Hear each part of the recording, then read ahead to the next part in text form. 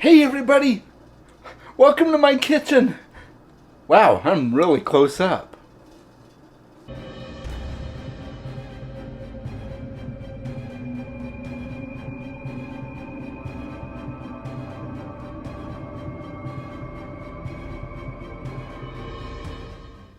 Welcome back to the channel, Book Dragons. I'm so glad you're here with me. I've got a very experimental video for you. I'm doing a cooking vlog, interspersed with a book review. Please bear with me, as I'm still kind of figuring this stuff out. But if you enjoy food, if you enjoy cooking videos, and you enjoy book reviews, do you think you might enjoy seeing them all together? If you think you would, then this video is for you. And please let me know if you enjoy it in the comments below. Let me know if you don't enjoy it as well. I would love to get your feedback on how I can improve, or if you just don't want me to ever do it again, just let me know that too. But I kind of had fun putting this together, and I hope you will enjoy it. So the way this is going to work is I'm going to flip back and forth. I'm going to have a cooking clip, and then I'll have a book review clip, and so on and so forth. And the book review is The Sunlit Man by Brandon Sanderson. This is the fourth of his secret novels, the final book in the year of Sanderson. And I can't wait to bring you my thoughts on it, but we're going to start with a cooking clip. So if you're ready, let's head over to my kitchen. As you all know, food and fiction go hand in hand. Most of the books I read anyway have food in them at some point. You know, somebody's eating something, you know, they're traveling from one place to another and they're stopping along the way to eat, something of that nature. So I wanted to take you along with me as I prep a meal. And the meal I'm making tonight is a chicken and pasta dish with a tomato cream sauce and zucchini, which will be cooked into the sauce as well. We're going to start by preheating the oven to 400 degrees. And I do it at 400 because I have found that cooking chicken at a higher temperature for a shorter amount of time tends to make it come out the juiciest. So we're going to do that. I'm going to introduce you now to some of the stuff that we are prepping. I've got my yellow and green squash here. So I'm prepping these. They're already washed and ready to chop up. I've got my bag of chicken here from Costco. The chicken is already thawed, ready to go in the oven. I've just got to season it. So we're going to prep that as well. I've got my farfalle pasta, or you may call it bow tie pasta. So I've got that there. I've got some Italian seasoning that's going to go in the sauce. I've got a can of crushed tomatoes, as well as a can of diced tomatoes. Both of those are going to go into the sauce. And I've also got half and half in the fridge that's going to go in the sauce as well. You know, half cream, half milk. So that's going to go in to give it that creamy taste. And I do that because I often have a problem with the acid in tomatoes, but the dairy usually helps to tone down the acidic nature of the tomatoes. So we're going to have that. And of course we're also going to use a little bit of red wine in the sauce to give it that extra kick of flavor. So I've got some Apothic Red here. It's a red wine blend. Absolutely love it. And here we go, guys. Feel free to follow along with me. If you're prepping your own meal, you're more than welcome to do that. I have my little trash bag to put things that I won't be using in it right now. And I usually cut the zucchini in half and then in quarters before I go ahead and chop it up.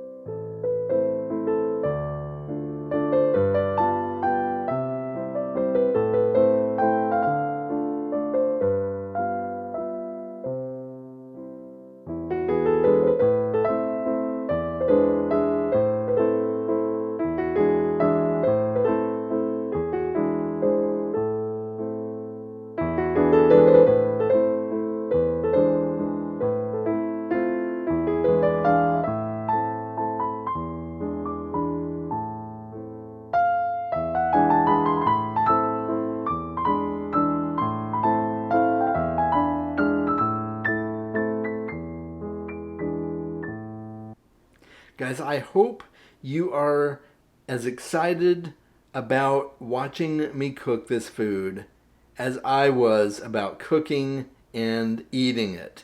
So, but we're going to take a break from that for just a minute, and we're going to start talking about the Sunlit Man. As I said before, this is the fourth and final book in the Year of Sanderson, the last of his secret novels. And this is a sci-fantasy. It has a lot of elements of science fiction, and it has some magical elements as well.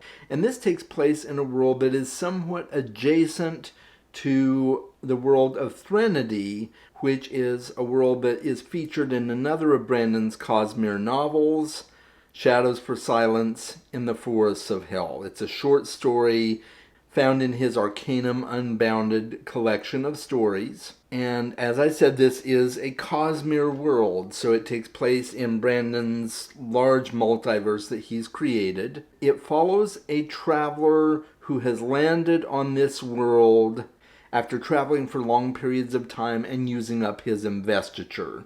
And we'll talk a little bit more about investiture later on when we talk about the magic. But this is a fun, quick-paced tale, lots of action in it, lots of suspense, and it offers interesting little tidbits for people who are new to the Cosmere as well as seasoned veterans of the Cosmere. So I really quite enjoyed this book. We're going to go ahead and talk about the world building, but before we do, let's take a look at what I'm doing in the kitchen. Okay, guys, we are back at the prepping station for the next part of this meal. I hope you're enjoying the book conversation while you wait to cook with me again. And we are about ready to cut the chicken. And as I said, I get my chicken from Costco. I buy it wholesale. Basically, I buy it in bulk with my membership. Ends up saving me a lot of money on meat that way, because we eat chicken on a regular basis. We eat fish on a regular basis. Meatballs, beef on occasion as well. And so I buy that at Costco so that I'm not constantly spending money at the grocery store. It seems to save me money. So I've cleaned off my knife. Everything is good there. We are going to work on this second part of the meal. And what I like to do is I like to directly just cut the chicken breast in half, and then I transfer it to my little oven sheet here, and I always put it top down so I can season the bottom of it before I season the top of it. So I'm going to set my chicken there. Next piece goes in. I've got 3 pieces here. This is really keeps things simple for me, and it allows the chicken to cook a little faster as well if you cut it like this. So we're going to set that there, and then we got our final piece here, and we're going to cut that like that. And the oven beeped. It is ready. All right, so here we go, guys. As you can see, my chicken is cut. Now I just need to season it. And I'm still here, don't worry. I'm going to set this cutting board over there. Alright, so what we're going to do is we're going to season this with a little bit of smoked paprika. And I got to find my paprika here. There she is. Oh. Alright. So we're going to season this with salt, pepper, and smoked paprika. The smoked paprika makes for a really, really good chicken, and the sauce is going to go on top of the chicken too, so it's not going to be plainly seasoned with nothing but this. And I'm simple, guys. I just use the, container of seasoning here, and nothing fancy in Chaz's household, but it makes good food. So bring the paprika there, and we're just going to tap the bottle so it lightly sprinkles that puppy on. Well, that went a little bit more than I planned, but that's okay. And I usually kind of massage it in, rub it in, that way it kind of coats the chicken a little bit better. So we're going to flip these over and season the other side. And then those will go into the oven for 25 minutes. So we're going to season this now on both sides. And yes, I will wash my hands. In case you were wondering, I will be washing my hands after this. And we're just going to do the paprika again like we did before.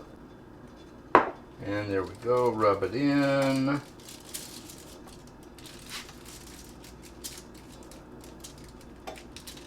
Alright, let me wash my hands real quick, guys.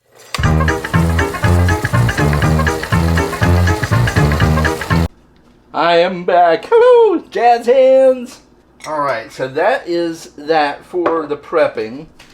The chicken is going in, and as soon as I get that in, I'm going to set the water to boil for the pasta and start making the sauce. So I will see you guys here in a few minutes.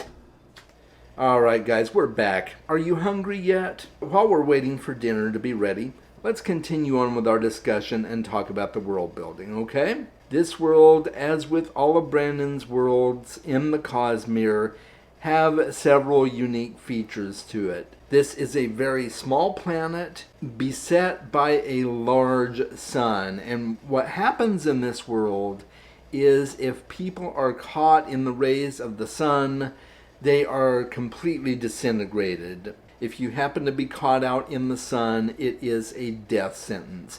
And so you can imagine what that does to the people who live on this world, because they are constantly having to be on the run to make sure that they can stay on the dark side of the world, away from the sunlight. And as a result, they live a very nomadic life. They can't stay in one place too long, or else they're going to risk dying. So they have built these spacecraft that allow them to speed their way across the planet to avoid the sun.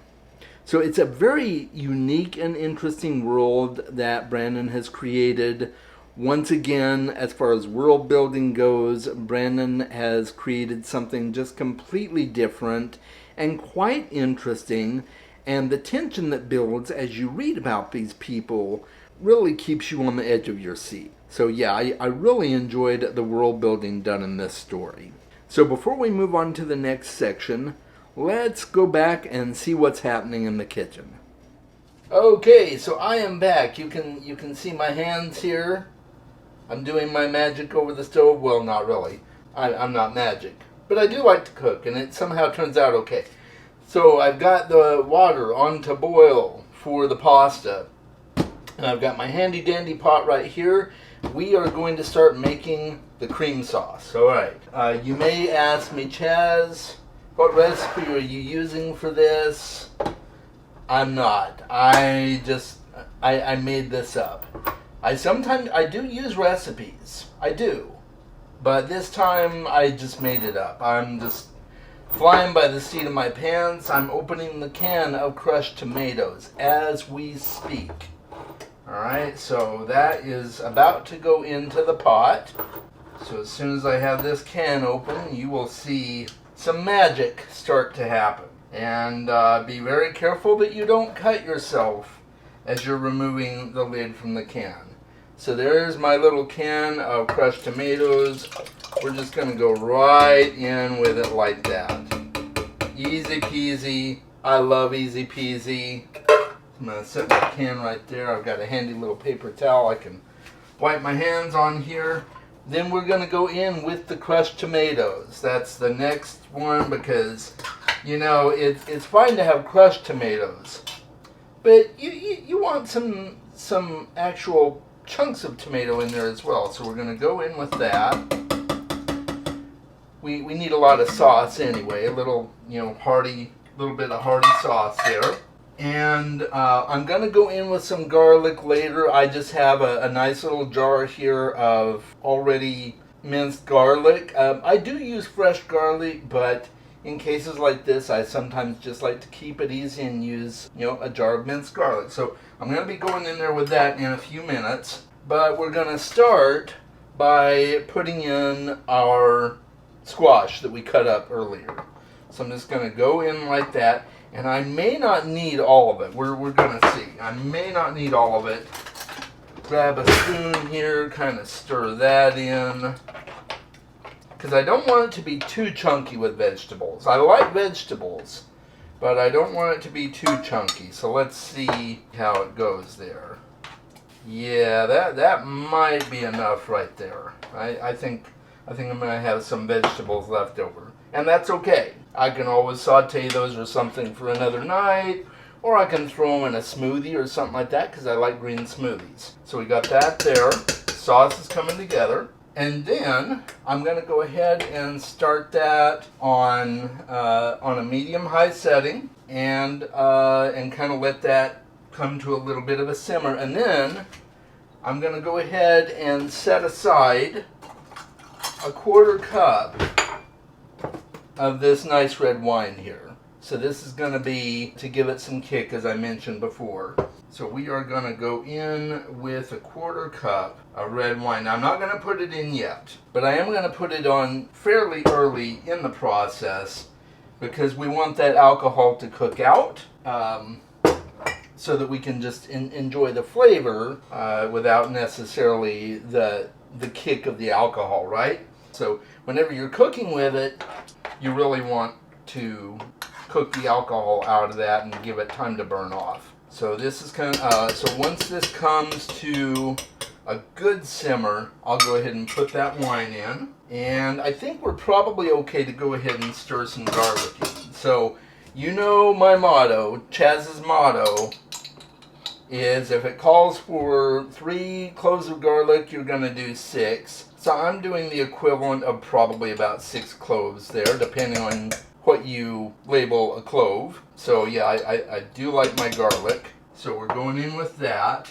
Oh, and it's starting to bubble up nicely, guys. I'm going to turn it down just a little bit, maybe to medium, because we're going to go ahead and stir in some Italian seasoning. Now, we don't want too much. We want maybe a good healthy teaspoon, you know, like a dinner spoon size or whatever is what we want for the Italian seasoning. So we're going to stir that in there and see how that does. Oh, that's looking really nice, and it's probably going to smell really nice too. So I'm going in with that. And I'm not going to put the cream in just yet. We want to wait for the cream until the sauce is done for a while and the veggies are cooked and everything like that. So I'm gonna let that come to a good simmer again, and then we're going to put the wine in. I think this is probably a good time to go ahead and cut away to some book talk. Okay, guys, we're back. How's the food looking? What do you think, huh? Does it look okay so far? Does it sound pretty good? I hope you're enjoying this. While we're waiting for things to progress, let's talk about the characters in the book. The main character is the traveler from other worlds, and for most of the story, you're going to know him as the Nomad. He does have a companion named Auxiliary. Auxiliary is more or less a voice in his head, although at one time, Auxiliary did have more of a corporeal form, but something has happened that caused Auxiliary to waste away to the point where they're just basically a voice in Nomad's head. Although Auxiliary can turn into certain objects as the necessity arises, with one exception. It can't be a weapon, or if it is a weapon, it can't be formed with the intention of hurting somebody else. So it's really unique. If Nomad gets into trouble or somebody tries to attack him, he can't just attack them back because it will create a lot of pain for him. There are other characters in the story, of course. There are people who have claimed this world for themselves, and after they encounter Nomad for the first time and get to know him, they begin to revere him as somewhat of a supernatural being or a god. There is also a person that is called the Cinder King, and he is slowly becoming a dictator on this planet and hopes to bring other factions on the planet under his control to have a supreme empire of sorts. He has gotten to a point where he controls a lot of the resources of the planet, and he has taken control of much of the magic on the planet as well. And so the Cinder King is the main villain of this story. And I really loved how these characters were written. It is a small cast of characters. There's a select few that you're following on a regular basis, like the Nomad, the Cinder King, and a few of the locals on this planet. Just following them as they try to escape not only the sunlight, but the master plan of the Cinder King as well. It's really, really well done. I really enjoyed the characters, and the Nomad in particular, I enjoyed learning more about him, and there's a lot of mystery surrounding him because it seems pretty clear that he is a well-known character in the Cosmere, but we don't know who he is. He always just goes by the Nomad, and you're like, okay, so who could this be? There's some hints along the way if you're read up on other books in the Cosmere, but it's still not really clear. The more that gets revealed, the more you find out who he actually is and things like that. But it's really, really well done. I enjoyed that part of it. So we'll move on to the next glimpse of my kitchen. Okay guys, welcome back. It is now time to put the wine into our sauce. So I've got my 1/4 cup of red wine here. I'm just gonna sprinkle that in there and stir it in there just a little bit. That's gonna give some really nice flavor to our sauce, guys. Really nice. And I'm also going to go ahead and put in some of the cream. Now, you might want to shake it up a little bit just to make sure it's good. And then we're gonna stir in some cream here. And let me see how that looks. I'm just gonna kind of eyeball it here because we don't want it to be completely white. We don't want the cream to overpower it. We want it to still be tomatoey. I'm gonna add a little bit more. Actually, yeah, we'll do a little bit more. That's about a cup of cream, and that's looking pretty good. I might add a little bit more toward the end, but for right now we're good. We're gonna put the lid on the pot. I'm going to reduce the heat, and we're just going to let that simmer and cook those vegetables and just make that sauce all nice and yummy. In the meantime, the water has boiled, so it is time to put in our farfalle pasta, bow tie pasta, and I have a nice little handy dandy spatula that won't ruin anything here. I'm the kind that once I put the pasta in, I like to test it and everything to make sure it's just the right consistency before I feed it to people. You know, I don't want people choking on half-cooked pasta. So we're going to put this in. That's all going to go in there. And I'm also going to put in a little bit of extra virgin olive oil. That usually helps with the pasta not sticking together. I don't want to use too much because, you know, cooking olive oil at high heats, but we'll use just enough to keep the pasta from sticking there. And yeah, that is everything. The meal is cooking. Let's have another chat about the book we're talking about while everything finishes up cooking. See you later. Oh boy, it's looking pretty yummy, guys. While we're waiting for dinner, let's keep talking about this book. I'm going to talk about the magic system next. As with all of Brandon's books in the Cosmere, there is this thing called investiture. And investiture is the way that the shards of a supreme being have infected each of the different planets. So the power of the shard causes certain effects to happen in each world in the Cosmere, and certain people can travel between different worlds by way of this investiture and some other features of this investiture that are not available to everyone. And I'm not going to spoil that. It will talk about it more in the book. But essentially, when Nomad gets to this planet, his investiture is all run out. He can't even understand the local language without finding another source of the power somewhere on the planet. This one is really cool. There are heart-size rocks called sun hearts. And there's a reason for that. You'll find that out later in the book, so I won't spoil it. And these rocks have a certain amount of power within them that can be harnessed to do different things. So some of these sun hearts power vehicles, some of them power other systems. The Cinder King has gotten a hold of a lot of these sun hearts and figured out a way to supercharge some of the people that follow him and turn those sun hearts into cinder hearts that give him various amounts of control over the people that follow him, not the least of which is mind control, so they can do his bidding. They basically become almost like zombies, even though they are technically alive. And so it's just really fascinating to see how this works. And it's pretty interesting when you find out where these sun hearts come from. And some have more power in them than others. So just like with all of Brandon's books, it's an extremely unique magic system. And once you finally figure out how it all works, it's kind of cool. So let's move on to the next part of this review, which starts with a trip to my kitchen. Hello everybody!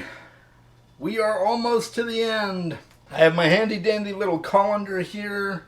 I am going to drain off the pasta. It is ready. It has met my exacting standards.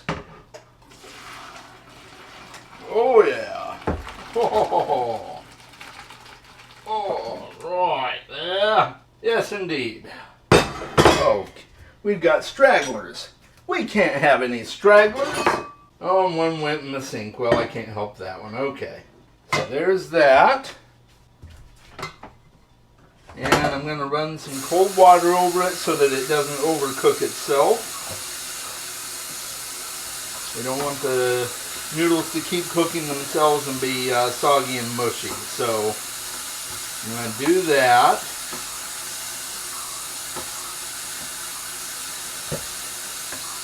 And that should be good for now.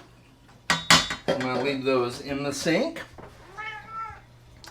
And we are going to check our sauce here in a minute. Then I think we'll be ready to feast, guys. So I will be back in just a few moments to do some plating, hopefully. Oh boy, guys, I bet you can't wait to find out how this meal turns out. So I don't want to keep you waiting too much longer. Let's talk about Cosmere connections.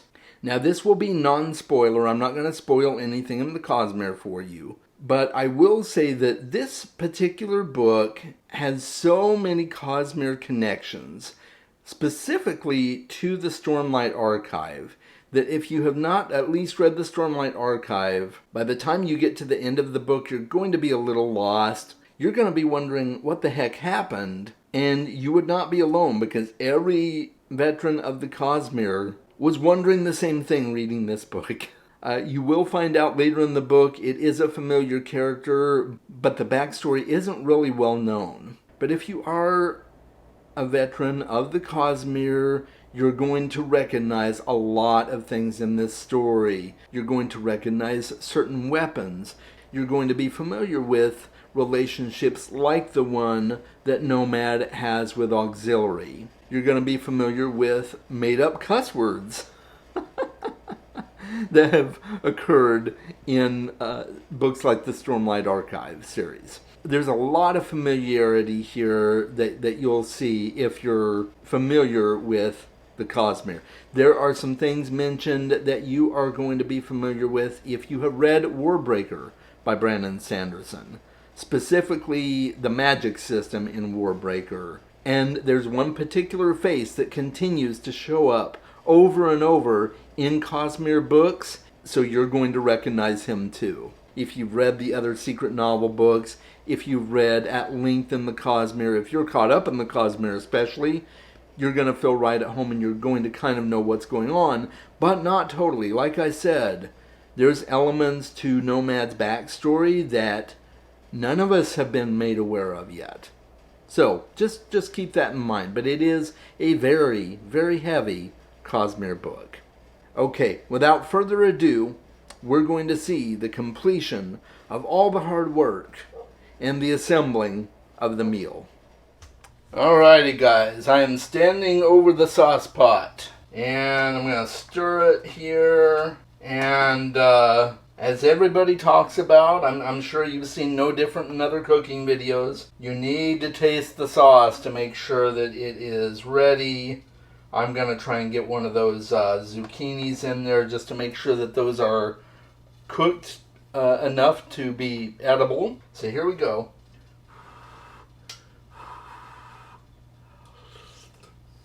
Oh guys, that is a good sauce. I'm gonna get everything turned off, and I'm gonna come back and we're gonna plate this guy, okay? A few moments later. Welcome back guys, here we are. It is plating time. First things first, I've got my nice little wine glass here, and I am going to pour me some of that bad boy. In fact, I think that's all that's left. Yeah, that's pretty much all that's left is a good helping of wine there. So don't worry, I have more, but this will suffice for now. And that bottle is done. And I've got my nice little pasta bowl here. Now, I could use a plate, but for pasta, I tend to like to use these bowls because, you know, it's messy and you might get sauce all over the place. Whereas with a nice big bowl like this, your chances of that happening are slim. I'm going to uncover the pasta. Now, so I've got my serving spoon for the pasta. And just so that you can see what's going on here, I've got my chicken right here. Well, maybe you can see it. There's the chicken. All right. We got our sauce. I've got our bowl of pasta right here. Okay. So I'm just going to take and, yeah, we're just going to dig in. I'm going to get some of that pasta there in the bowl. That's going to be the first thing. Okay, got that. Oh, I got to get a fork. Gotta get a fork. Okay, so I got the pasta, and then we're gonna do the chicken next. So I'm gonna take a piece of chicken here. Well, if I can get it unstuck from each other.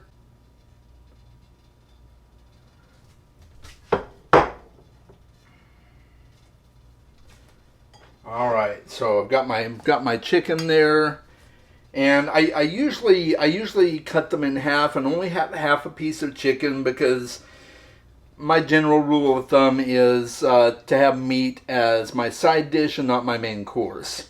The veggies and the pasta are serving kind of more as the main course.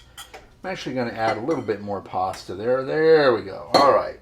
And now, for the main attraction, I'm going to get a nice little ladle here, or whatever you might call it. And I'm going to pour that sauce right on top of the pasta and on top of the chicken to it. It goes on everything, and that way we've got a nice little cozy yet hearty meal. You guys can probably see that. Well, a lot of it's covered up by the sauce, but that's the way I like it. Now, you could also do, let's see here, you could also do some Parmesan. I would normally do fresh Parmesan, but I don't have any fresh Parmesan. I do have a Parmesan shaker, though, that I bought at the store. So, I'm just going to put on a little of Parmesan cheese there. And, yeah, she's all ready to eat. And now let's get back to the other Chaz to finish up this video.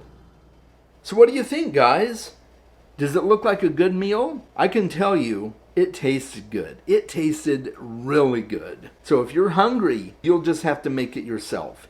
And I will do my best to put a copy of the recipe in the description if you're interested, okay? So let's finish up with pros and cons. And I'll start with the cons on this because there's not many. I think the biggest con for me was not knowing what happened to Nomad during this very crucial period of his backstory that this book seems to talk about. And I'm guessing we're not going to find out anything about it until Stormlight 5 comes out.